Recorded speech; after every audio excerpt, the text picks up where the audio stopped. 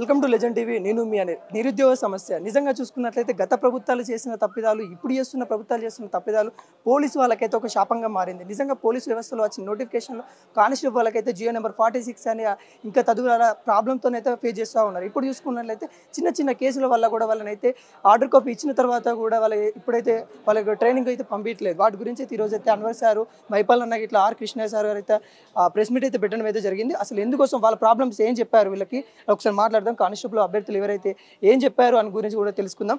Sir నమస్తే. Sir sir ఎటువంటి problems మీ కాడికి తీసుకొని వచ్చారు ఈ కానిస్టేబుల్ అభ్యర్థులు? ఇప్పుడు ముఖ్య కానిస్టేబుల్ అభ్యర్థులు కదా చాలా ప్రాబ్లమ్స్ ఉన్నాయి. ఇవాళ వచ్చినటువంటి ప్రాబ్లం ఏంటంటే ఒక 158 మెంబర్స్ చిన్న చిన్న సర్టిఫికేట్ వెరిఫికేషన్లు కావచ్చు, బోనాఫైడ్ స్టడీ సర్టిఫికేట్లు, చిన్న చిన్న మాస్క్ పెట్టుకోలేదు, రాంగ్ రూట్లో నడుచుకుంటూ పోయిండు, ఇలాంటి చిన్న చిన్న కేసులు ఏవైతే ఉండనో ఆ కేసులు ఉన్న వాళ్ళని కూడా ఆపేసారు. వాళ్ళను స్క్రీనింగ్ కమిటీ పెట్టి మళ్ళీ స్క్రీనింగ్ చేసారు. చేసిన తర్వాత ఈలోపు వాళ్ళు ట్రైనింగ్ వెళ్ళిపోయారు. ఒకవేళ స్క్రీనింగ్ కమిటీ పెడితే అంతకుముందే పెట్టేసి స్క్రీనింగ్ చేసేసి వాళ్ళతో పాటు పంపించేస్తే అయ్యేపోయేది. అంటే సమస్యలు ఏ విధంగా ఒక కొత్త సమస్యను క్రియేట్ చేయాలి అనే విధంగానే అధికారులు చేసేటువంటి పనులు ఉన్నాయి తప్ప సమస్యలు రాకుండా ఎట్లా చేయాలనేది చేయట్లేదు అనేది అనిపిస్తుంది ఇక్కడ. ముఖ్యంగా వాళ్ళు ట్రైనింగ్ వెళ్ళిపోయారు, సేమ్ బ్యాచ్. ఇప్పుడు వీళ్ళని ఆపిన దాంట్లో నుంచి మళ్ళీ కొంతమందిని సగం మందిని ట్రైనింగ్ పంపించారు. ఇంకా వీళ్ళని సివిల్ ఏఆర్ వాళ్ళని ఆపేసారు. మరి వీళ్ళ పరిస్థితులు మొత్తం కూడా చాలా దారుణంగా ఉంది. 2-3 సంవత్సరాల నుంచి కష్టపడుతున్నారు నిరుద్యోగులు. ఇక దాని గురించి చెప్పాలంటే ఒక గంట పడుతుంది. నిరుద్యోగ సమస్యలు అందరికీ తెలుసు మన వ్యూవర్స్కి. కాబట్టి వాళ్ళు సప్పులు చేసి ఉద్యోగం వస్తే ఆ ఉద్యోగం వచ్చిన డబ్బులతో మేము తీర్చుకుంటామని చెప్పి ఒక భరోసా కల్పించి జీవితాన్ని ఒక్కొక్క రోజు చాలా కష్టంగా చాలా గట్టు ఎక్కించే విధంగా వాళ్ళు గడుపుతున్నారు. అలాంటి సమయంలో క్లియర్ అయిపోయిన తర్వాత కూడా అన్ని రకాలుగా మీరు వాళ్ళను రకరకాల కిందేసి, మీదేసి, వెనకేసి, ముందేసి చెక్ చేసిర్రు. మీరే క్లియర్ అయింది, మీకు ట్రైనింగ్ పంపిస్తామని చెప్పిర్రు. పంపించినప్పుడు తొందరగా వాళ్ళను ట్రైనింగ్ పంపించేస్తే వాళ్ళ సమస్యలు తీరుతాయి, వాళ్ళ జీవితాలకు వాళ్ళకు ఒక మార్గం దొరుకుతుంది, వాళ్ళ మార్గంలో వెళ్ళిపోతారు. లేకపోతే రోడ్లు పట్టుకుని మళ్ళీ ఈ ప్రెస్ క్లబ్లు, మళ్ళీ ఇదే రోడ్లు, మళ్ళీ అదే అసెంబ్లీ, మళ్ళీ అదే డీజీపీ ఆఫీసు, మళ్ళీ మార్గం వేరే దిక్కు వెళ్ళిపోతే మళ్ళీ ప్రభుత్వానికి సమస్య వస్తుంది. మళ్ళీ నిరుద్యోగులకు వీళ్ళు కూడా అన్యాయం చేస్తుర్రు, నిరుద్యోగుల పట్ల వీళ్ళు కూడా పట్టించుకుంటలేరు అనేటువంటి ధోరణి కనబడుతుంది. కాబట్టి దయచేసి 158 మెంబర్స్లో ఒక 78 మంది ట్రైనింగ్ పోయినరు. మిగతా వాళ్ళని కూడా వెంటనే ట్రైనింగ్ పంపించాలని ఏకైక డిమాండ్తో ఇవాళ ఆర్ కృష్ణ ఆధ్వర్యంలో నేను కావచ్చు, నీల వెంకటేష్ అన్న, మహిపాల్, మేమందరం వచ్చినాం. మేము ఎప్పుడు కూడా ఒకటండి, మేము నిరుద్యోగుల పక్షాన, యువత పక్షాన నిలబడి ప్రశ్నించే గొంతులుగా మేము ఉన్నాం. మేము ఏదో ఆశపడో లేకపోతే ఇంకొకటో రావట్లే. మేము గవర్నమెంట్ని వ్యతిరేకించాలని మాకు ఎప్పుడు కూడా ఉండదు. ఈ కాంగ్రెస్ గవర్నమెంట్ని గెలిపించడానికి ఎంతో కష్టపడ్డాం. ఇవాళ ఈ గవర్నమెంట్ వచ్చిన తర్వాత కూడా మళ్ళీ పిల్లలకు అన్యాయం అయితే ప్రశ్నిస్తున్నాం.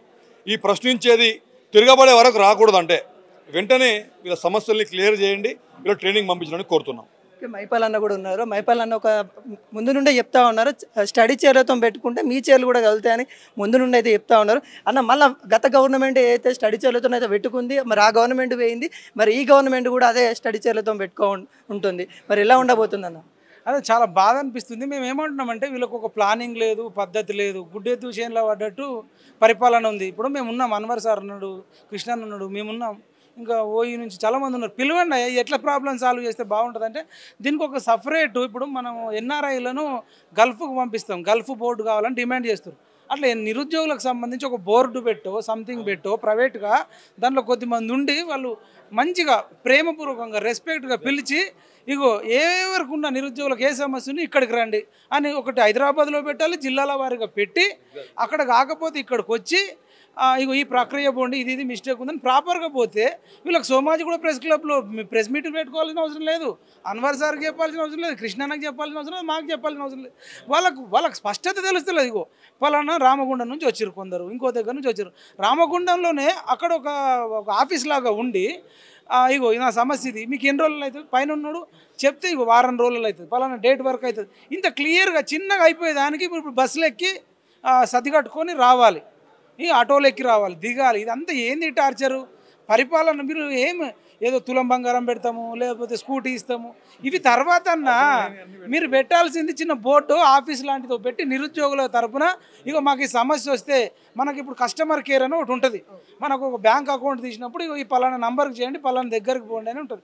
అదేవిధంగా రియల్ ఎస్టేట్ భూములు కొన్నోడికి కూడా వాళ్ళ హెడ్ ఆఫీసులు ఉంటాయి, ఇది ఉంటుంది. ఎట్లాగో ఈ ప్రభుత్వానికి సంబంధించిన బోర్డులు వాడు ఎవడెక్కడ ఉంటాడో వాళ్ళకే తెలియదు. కాబట్టి మాకు వాళ్ళ మీద నమ్మకం లేదు దొరా. కాబట్టి మీరు ఇంకా వ్యక్తి ఇది కాకుండా ప్రజల నుంచి తీసుకొని ఇది కాకుండా ఇంకొకటి అట్లా పెడుతూ జిల్లాల వారిగా పెడితే వీళ్ళకి ఏ సమస్యనో పరిష్కారం అవుతుంది. కాబట్టి వీళ్ళు చాలా కష్టాలు పడి కడగన్ల కోర్చి కన్నీళ్ళ కోర్చి అప్పులు చేసి సప్పులు చేసి తినక రూమ్లలో ఉండి ఓ 4-5 లక్షలు అప్పు చేసి ఉన్నారు. వాళ్ళకి ఇంకా టెన్షన్ అవుతుంది.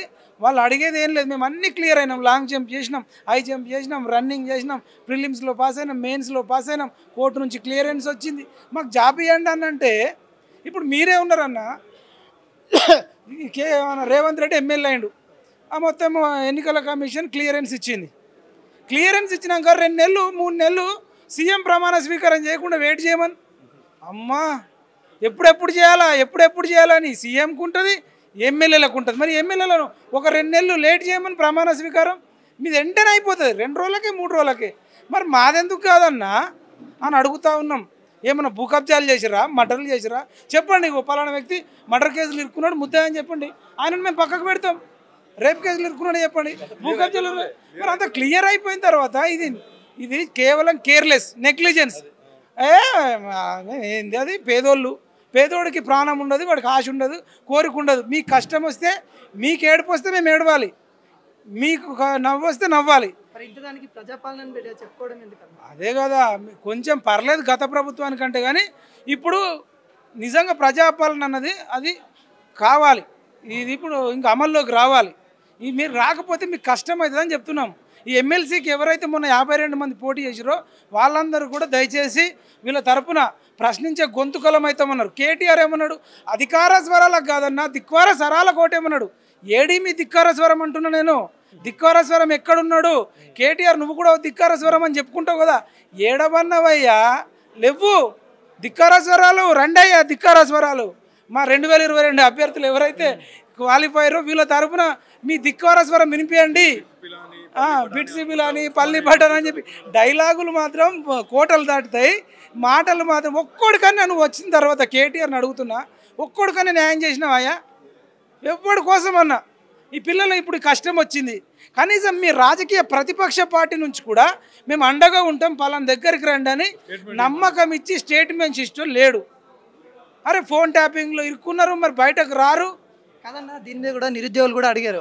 మేము ఏదైతే ఇప్పుడు ప్రజా దర్బార్ అని అంటున్నారో, ఇంకోటి ధర్నా చౌక్ ఏదైతే ఉందో ధర్నా చౌక్ కూడా నేను ధర్నా చేస్తే నాతో నచ్చుకో కేటీఆర్ అని అడుగుతున్నాను. దీనికి కూడా ఇంతవరకు సమాధానం కూడా చెప్పలేదు కేటీఆర్. ఏమంటారు? ధర్నా ఎవడు చేస్తాడు? ధర్నా చౌక్లో నిరుద్యోగులు ధర్నా చేస్తాము, మీరు మాతో నచ్చి కూర్చోండి అని కేటీఆర్ని అడుగుతా ఉన్నారు. మరి దాని మీద ఇంతవరకు స్పందించలేదు. అదే ఆయనకైనా నేను పెద్ద తోపును, నేను సెలబ్రిటీని అనుకుంటున్నాను. ఏం సెలబ్రిటీ అయ్యా? ఒక్కడికన్నా ప్రాబ్లం సాల్వ్ చేయ, అప్పుడు సెలబ్రిటీ రా. నువ్వు ఆటోలో ఎక్కుతావు, మరి సెల్ఫీ కెమెరా పెట్టుకొని ఎక్కుతావు. నువ్వు ఆటో ఎక్కితే ఏంది? నువ్వు పెద్ద పుడింగా? నువ్వు రా. ఇప్పుడు వచ్చి 2002 పోలీస్ అభ్యర్థులకు న్యాయం చేసే వరకు ఈ బీజేపీ పార్టీ అయినా బీఆర్ఎస్ పార్టీ అయినా మొన్న పోటీ చేసిన 52 మంది ఎమ్మెల్సీలు అయినా వచ్చి మద్దతు ఇవ్వాల్సిందిగా కోరుకుంటున్నాం. మేము పూర్తిగా వీళ్ళకి జాబ్ వచ్చేదాకా అండగా ఉంటామని మా పిఎంఆర్ టీవీ ఛానల్ నుంచి కానీ తెలంగాణ నిరుద్యోగ రక్షణ చేసి నుంచి కానీ పూర్తిగా అండగా ఉంటామని మీ లెజెండ్ టీవీ ద్వారా తెలియజేస్తాం.